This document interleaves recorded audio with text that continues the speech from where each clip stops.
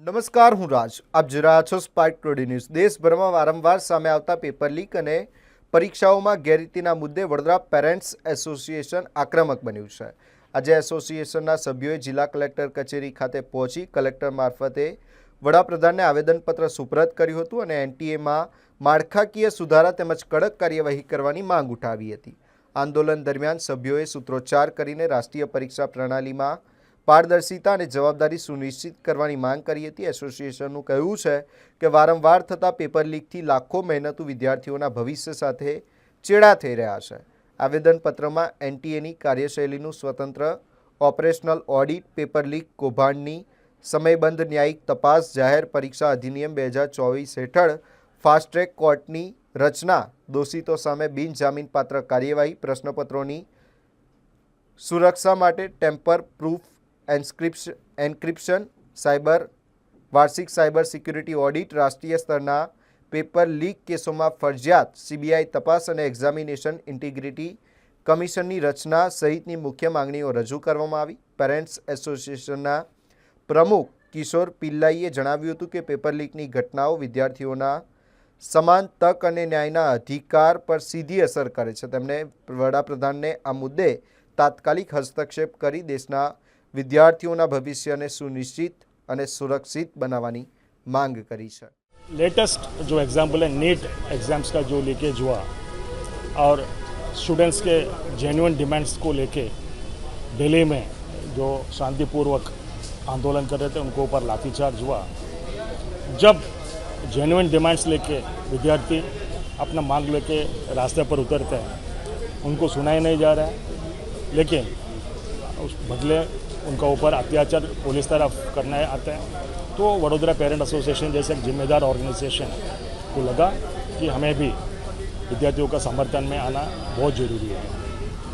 NEET exam जैसा exams जब leak होता है वो बंद करने के लिए 2024 ईयर 2024 में public examination prevention of unfair practices act करके एक एक्ट इंडियन पार्लियामेंट में पास हुआ. ऑनरेबल इंडियन प्रेसिडेंट ने उस एक्ट को मंजूरी जून 2024 में दिया और उस एक्ट का पीछे का मकसद ये था कि एग्जामिनेशन लीक होता है उसमें एक मेन मुद्दा उस एक्ट का अनफेयर लीकेज बंद करने की. जब उस एक्ट का चलते 2024 में एक्ट पसार हुआ.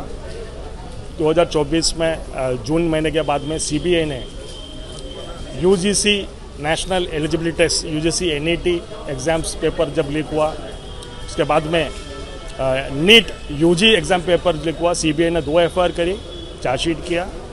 फिर भी ये एक्ट जो ऑर्गेनाइज क्राइम बंद करने के लिए जो एक्ट करने में आया उस क्राइम को रोकने में कामयाब नहीं हुआ. 2024 में भी उसी गुना रिपीट हो रहे हैं.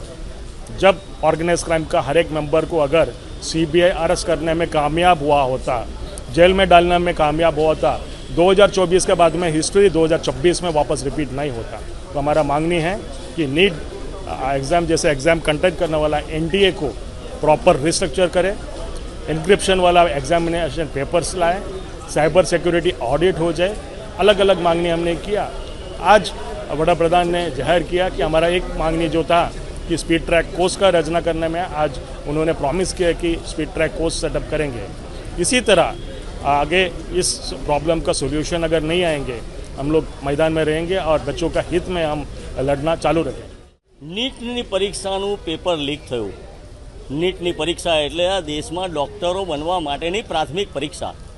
જ્યારે પેપર લીક થયું અને ડફોડને ઠોઠ નેતાઓના છોકરાઓને જ્યારે ડૉક્ટર બનાવી દેવાની યોજના થાય તો આ દેશના લોકો, બીમાર લોકોની શું હાલત થશે? અને જે વિદ્યાર્થીઓ હોશિયાર વિદ્યાર્થીઓ તજજ્ઞ છે, જે લોકો નીટની પરીક્ષા પાસ કરવાને સક્ષમ છે એવા લોકોને અન્યાય થયો ને એમને સામાન્ય પટાવાળા બનવું પડે એવી હાલત જ્યારે આ સરકાર સર્જે છે ભાજપની, ત્યારે આ સરકાર જ્યારે નીટના પેપરો લીક થયા એની સામે વિદ્યાર્થીઓ શાંતિથી બંધારણમાં આર્ટિકલમાં જે અધિકાર મળેલો છે પોતાની રજૂઆત કરવાનો, ગાંધીજીએ કદાચ આંદોલનમાં અંગ્રેજો સામે કરેલું ત્યારે અંગ્રેજોએ પણ આવી બર્બરતા નથી વાપરી અને આવી રીતે ઢોર માર માર્યા નહોતા. એટલી ખરાબ રીતે પોલીસ છે કે ડ્રગ માફિયા છે ખબર ના પડે કેમ કે નેમપ્લેટ વગરના માણસો આવીને દંડાથી માર્યા છે. અને ગોદા માર્યા છે અને ઉપરથી વિદ્યાર્થીનીઓ બાળકીઓ છોકરીઓને પુરુષ પોલીસવાળાએ ખરાબ સ્પર્શ સાથે ખોટું બિહેવ કરેલું છે, જે દેશ અને દુનિયાએ જોયું છે. તો આ દેશમાં નાગરિક તરીકે એક શરમ આવી જોઈએ, કેમ કે આ ઇન્ટરનેશનલ મીડિયાએ જર્મનીમાં અલ જઝીરામાં CNN પર BBC પર આખી દુનિયાએ જોયું છે ને વિશ્વગુરુના દેશમાં શું ચાલી રહ્યું છે. તો આની સામે આ વિદ્યાર્થીઓના સપોર્ટમાં આજે પેરેન્ટ એસોસિએશને જે મેમોરેન્ડમ મોકલ્યું છે વડાપ્રધાનને, એના સપોર્ટમાં અમે વિશ્વામિત્રી બચાવ સમિતિ તરફથી એમને સહયોગમાં આવેલા છે.